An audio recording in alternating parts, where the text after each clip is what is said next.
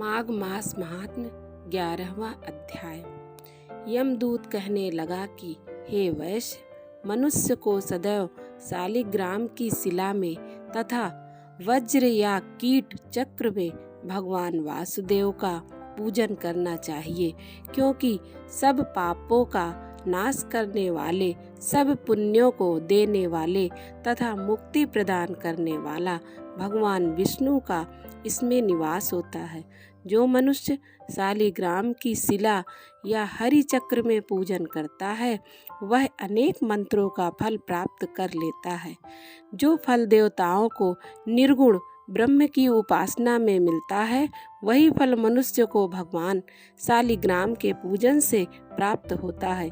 हे वैश्य, अत्यंत पापी, दुराचारी, अनाधिकारी भी शालिग्राम का पूजन करने से यमलोक को नहीं देखता।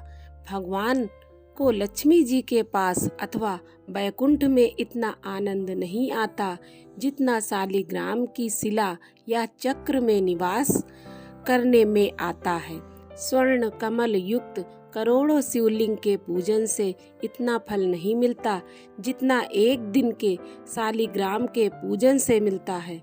भक्ति पूर्वक शालिग्राम के पूजन करने से विष्णु लोक में वास करके मनुष्य चक्रवर्ती होता है। काम, क्रोध, लोभ, मोह, अहंकार से युक्त होकर भी मनुष्य शालिग्राम का पूजन करने से वैकुंठ में प्रवेश करता है। जो सदैव शालिग्राम का पूजन करते हैं, वह प्रलय काल तक स्वर्ग में वास करते हैं। जो दीक्षा, नियम और मंत्रों से चक्र में बलि देता है, वह निश्चय करके विष्णु लोक को प्राप्त होता है। जो शालिग्राम के जल से अपने शरीर को अभिषेक करता है, वह मानो संपूर्ण तीर्थों में स्नान करता है। गंगा, रेवा, गोदावरी सबका जल शालिग्राम में वास करता है। जो मनुष्य शालिग्राम की शिला के सम्मुख अपने पितरों का श्राद्ध करता है, उसके पितर कई कल्प तक स्वर्ग में वास करते हैं। जो लोग नित्य शालिग्राम की शिला का जल पीते हैं, उनको हजारों हजारों बार पंचगव्य पीने से क्या प्रयोजन? यदि शालिग्राम की शिला का जल पिया जाए तो सहस्त्रों तीर्थ करने से क्या लाभ? जहाँ पर शालिग्राम है, वह स्थान तीर्थ के स्थान के समान ही है। वहाँ पर किए गए संपूर्ण दान, होम करोड़ों गुना फल को प्राप्त होता है। जो एक बूंद भी शालिग्राम का जल पीता है, वह माता के स्तनों का दुग्ध पान नहीं करता, अर्थात गर्भाशय में नहीं आता।